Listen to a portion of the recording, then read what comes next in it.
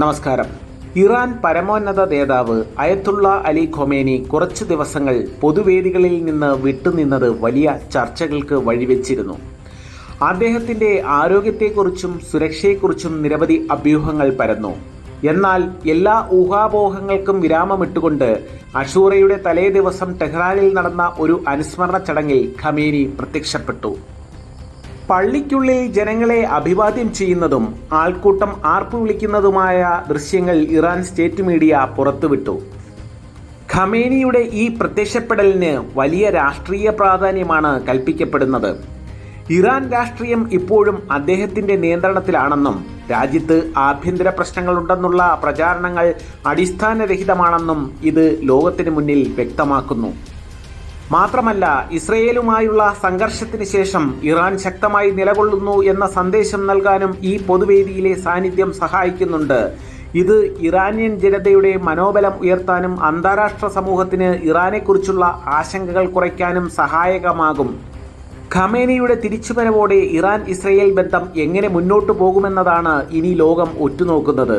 നിലവിൽ ഒരു വെടിനിർത്തൽ നിലവിലുണ്ടെങ്കിലും സ്ഥിതിഗതികൾ എപ്പോൾ വേണമെങ്കിലും മാറാം.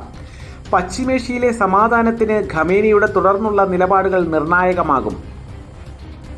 ഇറാൻ ഇസ്രയേൽ സംഘർഷം ലോകരാഷ്ട്രീയത്തിൽ ഇനിയും വലിയ ചലനങ്ങൾ സൃഷ്ടിക്കാൻ സാധ്യതയുണ്ട്.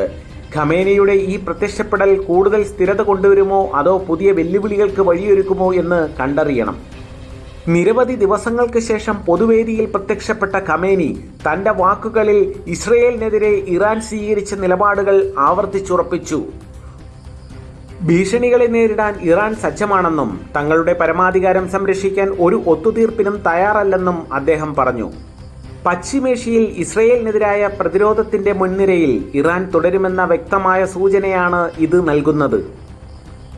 ഇസ്രയേൽ ഇറാൻ സംഘർഷത്തിന് പിന്നാലെ ഇറാനെതിരെ ഉപരോധങ്ങൾ കൂടുതൽ ശക്തമാക്കാനുള്ള നീക്കങ്ങൾ നടന്നിരുന്നു. കൂടാതെ മേഖലയിൽ സമാധാനം പുനഃസ്ഥാപിക്കാൻ അന്താരാഷ്ട്ര തലത്തിൽ സമ്മർദ്ദങ്ങളും ഉയർന്നു. ഖമേനിയുടെ ഈ പ്രത്യക്ഷപ്പെടൽ ഇറാൻ ഇത്തരം സമ്മർദ്ദങ്ങൾക്ക് വഴങ്ങില്ലെന്നും സ്വന്തം താൽപ്പര്യങ്ങൾ സംരക്ഷിക്കാൻ പ്രതിജ്ഞാബദ്ധരാണെന്നും ലോകരാഷ്ട്രങ്ങളെ ഓർമ്മിപ്പിക്കുന്നതായിരുന്നു. പശ്ചിമേഷ്യയിലെ ശക്തി സന്തുലിതാവസ്ഥയിൽ ഇറാൻ ഒരു നിർണായക ശക്തിയായി തുടരും എന്ന സന്ദേശവും ഖമേനി നൽകുന്നുണ്ട്. സംഘർഷങ്ങൾക്ക് ശേഷവും തങ്ങൾ ദുർബലരായിട്ടില്ലെന്നും മേഖലയിൽ തങ്ങളുടെ സ്വാധീനം നിലനിൽക്കുന്നുണ്ടെന്നും ഇറാൻ ഇതിനോടകം തന്നെ തെളിയിച്ചു കഴിഞ്ഞു. ഇത് സൗദി അറേബ്യ, UAE പോലുള്ള ഗൾഫ് രാജ്യങ്ങൾക്കും അമേരിക്കയ്ക്കും ഒരുപോലെ ആശങ്കയുളവാക്കുന്നതാണ്.